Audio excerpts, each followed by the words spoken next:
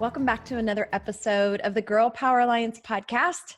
I'm super excited about having my guest on today. We actually spoke a long time before we're recording. We had a backlog, and so we had to have our first conversation a couple months ago, but now we're finally to our recording date. So let me tell you a little bit about this beautiful woman. Annie Hillman is a bookkeeper, entrepreneur, wife, and self-proclaimed numbers nerd. I love that about you. While starting a bookkeeping business was not what she set out to do, God had other plans. She always knew that she wanted a career that allowed her for a balance with family time. So after several years in finance and some doors opened, Atlas Bookkeeping Company was born. She's now on a mission to remove the fear that surrounds business finances and help entrepreneurs realize the usefulness of their that their numbers hold. And let me just tell you, as an entrepreneur, working with women for years and years and years, this is such a needed service because women are super afraid of numbers, but that's a whole different conversation. Welcome to the podcast. Thank you for having me. I'm excited to be here. I am too. Thank you for your patience and waiting from our first conversation. What did we talk? Let me think. We're recording this at the end of December. I think we talked in October. Yeah, I think it was October. You're so patient. Well, I'm super happy to have you. And I think, and you share this, you tell me if this is true, being that you've been in finance and now you're doing bookkeeping. I feel like women are scared of numbers. Yeah, 100%. And that's kind of when I thought about my ideal client, I definitely lean more towards women because I do think that that's very true. Women tend to be scared of our numbers. And what I'm here to tell everyone is that we don't have to be. They're so useful and there's so much you can get out of them. I'm excited that you're doing that. And so I read your bio, but share a little bit more about your background. So you were working in the corporate world, or just tell us a little bit about that. Yeah, so I was working as a staff accountant. I live in Napa, California, so I was working in a winery here doing that. And I loved my job, but I always knew that I wanted a job where I could, I've always known that I wanted to be a mom. So I wanted a job that I could spend some time with my kids when that day comes. But I don't have kids yet, but one day. And so I was approached by a friend of my husband's who needed some bookkeeping. And I was like, yeah, sure, I can do that. And then I kind of realized like I could do that. Like I could make this into an actual business. And so that's when Atlas Bookkeeping was born. And I decided to start looking for more clients, and they came, and I was like, this is awesome. I get to do what I love. I get to work with people who are doing what they love. And it's amazing. It's the best job ever, I always say. That's, you're doing the right thing when you can actually say that. Because how many people do you know that get up every morning and they kind of have a little growl in their voice because they absolutely can't stand what they're doing? What a blessing that you are able to walk in not only your skill set, but in something you're really passionate about. Yeah, definitely. It's been amazing. So when was the transition?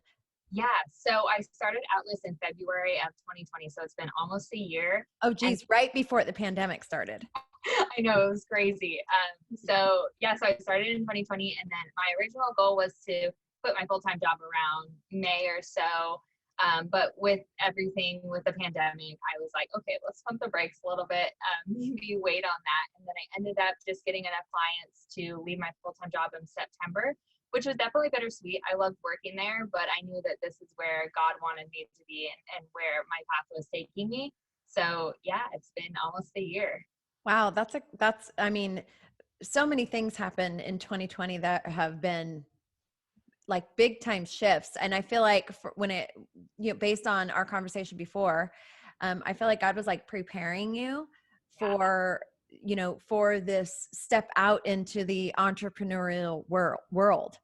Yeah, I definitely feel that. I was actually talking to someone a couple days ago, and I just told them looking back on my journey now, it's like, this is where I was meant to be. And this is where God was leading me the whole time. I didn't know that at the time, but now that I'm here, it's like, yeah, this is where I'm meant to be. It's funny because you're so early into the journey that I know that you're gonna look back and even see more things. Like it's a no wonder that God had this happen and this happen at this time because of what's happening now. And being an entrepreneur myself for almost 2 decades, I can tell you that it's, a lot of things happen both on the positive and the negative. And of course, many pivots, Yeah. many pivots.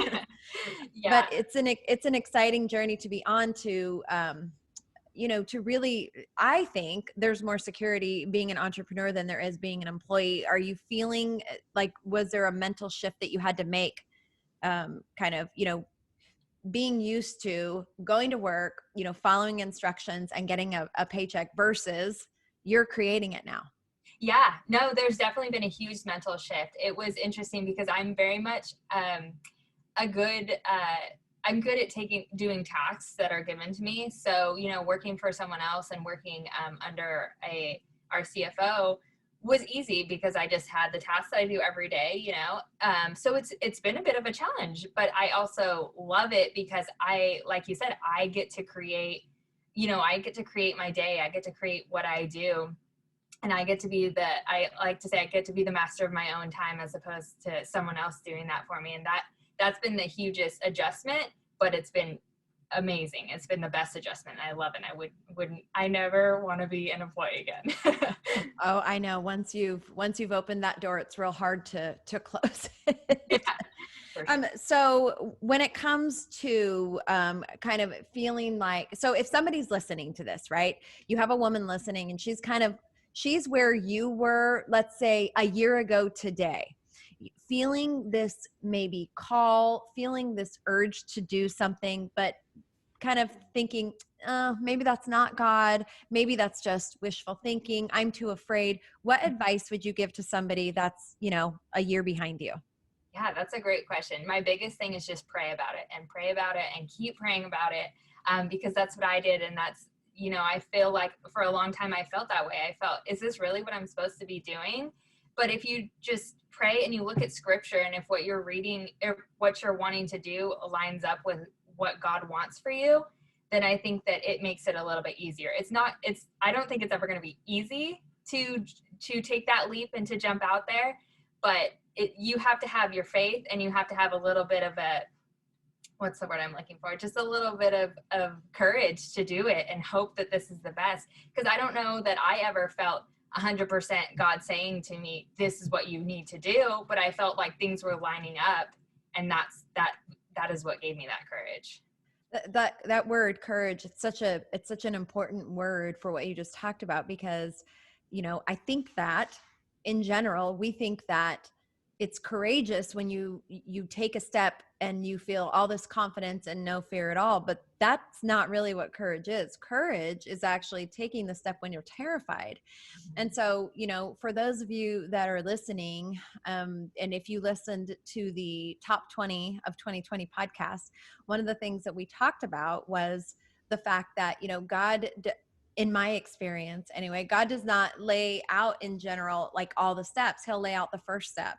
And as you move, as you take action and you are in motion, then he will lay out the next step and the next. And so it does require a lot of courage and a lot of faith, Yeah. really. Yeah, exactly. And that's why it's called a leap of faith, right? We have our faith, but we also have to take a leap and hope that this is what God is putting on our heart to do. Yeah, absolutely. And so now, okay, so you're here, you've taken the steps, you're not working the traditional 9 to 5 and you're only doing this now. What lies ahead for you? What's next? Is it time to start a family? Like where are you at in the process? Yeah, so my husband and I are actually in the process of looking to move out of state. So that's a big step that we're doing, and also in the process of starting a family. So a lot going on behind the scenes, but also a lot going on with Atlas as well. And in the process of kind of introducing some new things that we're going to be doing at Atlas, which is really exciting. So kind of growth everywhere, which is crazy, but I love it. It's exciting. It's super exciting. Yeah. I mean, literally, I live for growth. So what's the new stuff? Tell us a little bit about specifically what it is you do at Atlas and what's new that's coming. Yeah, definitely. So I focus on monthly bookkeeping for small businesses and entrepreneurs. And so what that means is that all your expenses and all your sales that you get in a month, I put them into your accounting software, and then I give you all the reports you need. We look at your profit and loss, and we look at any other reports. I just told a client yesterday that I like to make your reports customized so you get what you need out of your numbers, which is my mission, is what I want for everybody. So that's what I do on a monthly basis. New things I'm rolling out is I'm going to start doing some budgeting, helping clients with budgeting and doing budget versus actual analysis. And that's a big one for 2021 that I'm very excited about. Another thing is I'm going to be rolling out a DIY option, which I find really helpful because there's, in the beginning, some people might not, although I in a least biased way as possible, I believe that everyone can benefit from monthly bookkeeping, but some people prefer to do it themselves. So I'm going to be rolling that out in 2021. And the last thing I'm rolling out is CFO services. So these are more elevated services that include partially the budgets, but partially more elevated analysis and projections and that kind of thing. That's kind of a lot of new stuff. So Yeah. That's 2020. I mean, you have a lot of things moving, maybe out of the state. Where are you guys going? Do you know? We're looking at Texas. So my husband is in viticulture. And so there's Texas viticulture is kind of up and coming right now. So we're really looking to move to that area. And yeah. The great escape from California. So many people I know have literally like 6 people on my street have left since the October. So it's kind of amazing. Yeah. Well, those are all really, really exciting things. And you, since you started in February, are you still taking new clients? Where are you at with that? Yeah, currently I'm still taking new clients. Well, I just want to say this because I know even people that are not entrepreneurs. So is your services only for businesses or do you do personal? Just businesses for now. Yes. Okay. I know the reason I ask is I know so many women outside of business that just don't even have a clue how to just like manage their own monthly budget, finances and stuff like that. And if you're listening to this, I just want to encourage you, one of the things that really will help you to have less anxiety in your life is looking at the numbers so that you can make the best decisions. It really has so much to do with stewarding your money, stewarding just your life and all of the things that God gives you. And I think people bury their head in the sand, both personally and in business, because they're afraid of what they might see. But really that's a recipe for failure in both, in business and in your personal life. So do you have what is your criteria? Are you small business? Are you a certain amount of employees? What is your, what kind of clients are you looking for? We take on various clients. I don't have a cap on number of employees or sales or anything like that. So, we kind of like a broad range of clientele, which makes it fun for me. I get to work with so many different people from different industries, which I just love. Does your, when it comes to the day-to-days of your business and helping people with their bookkeeping, really their budgeting and their finances, bookkeeping is a lot more than just putting numbers on a page. But does your faith play into how you work that out in any way, shape, or form? So yeah, I think if anything, my faith plays a part in every part of my life, or I try to. That's what I strive for. So it leads me, because it leads me to. I want to help people. Like that's what we're called to do as Christians, right? We want to help people, and we live to a high moral standard, and I think that all of that plays a role in what I do for my clients. Yeah, I totally agree with that. And whether you are using actual scripture as part of what you do or not, as a believer, it's part of who you are. So it's hard to separate who you are from your business. And I have always chosen, if I had the opportunity to do business with people that I felt shared my faith, because of that, because it's not always the case, but your hope is, and your belief is that, people that are part of the family of believers, you're right. You hold yourself to a different standard. We have a different set of ethics and morals and even strategies when it comes to business that oftentimes literally are in contradiction to the rest of the world. Exactly. Yeah. And it's like you said, it's not a requirement that I hold for any of my clients, but it's an added bonus. It really is an added bonus. So if you are out there and you're like, I have no idea, I'm just flying by the seat of my pants and, checking my account every day, but having no idea what comes in and goes out, I want to highly recommend, hiring somebody, and in this case, hiring Atlas Bookkeeping and Annie, because literally it could change everything for you. It is a well worth it investment for the long term of your business. And if you're somebody that's looking to build something long term, you're going to have to implement that at some point. So if people are listening or watching, how do they connect with you? What are your social media handles and websites and all of that good stuff? Yeah, I'm on Facebook and Instagram, both at Atlas Bookkeeping Co. And then my website is just Atlas Bookkeeping Co. as well. If you want to send me an email, my email is Annie at Atlas Bookkeeping Co. And I think that's it. Yeah. Awesome. If you're listening to this on any of the podcast platforms, all of her information will be available in the show notes. So you can just go there. And if you're watching this on YouTube, all you have to do is look right below the video and all of her information will be there in the information. And if I could just do another, another little quick commercial when it comes to your finances, I think people feel afraid to invite somebody into that for a lot of reasons, but like I said, I would always opt to work alongside somebody that had a foundation of faith and a moral compass that, hopefully, I mean, in your case, 100%, but like anybody listening, it's not 100% all the time for all people. So of course, do your due diligence on who you're working with, but you have one conversation with Annie and you can feel that she is pure and honest and real. And, you'd be very lucky to work alongside of somebody like Annie and Atlas Bookkeeping to really help get you on the right path. Thank you. I appreciate that. So any last words for somebody listening? They're on the fence and they're like, I don't know if I actually need help. What is your advice to them? Yeah, that's such a good question and one I get all the time. And a lot of us, I get where you're coming from. If that's the way that you feel, I'm more inclined to do that. I'm a little stubborn and I think I can just do this myself. And what I like to preach to everyone is I know that you can do it yourself. But my question for you is it worth your time, or is your time better spent doing something, pouring into your business? And that's what you have to think about.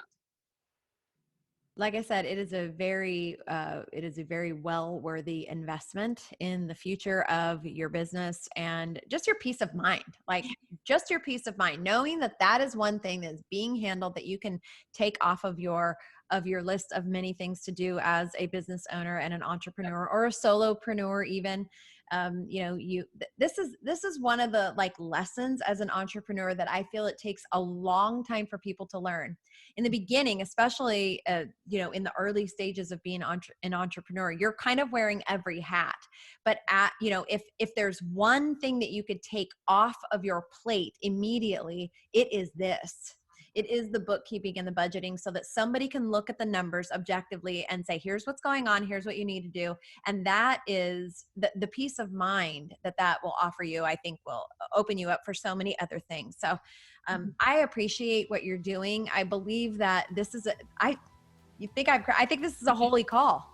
I really do. I think this is a holy call to help support, especially now. Small businesses need help.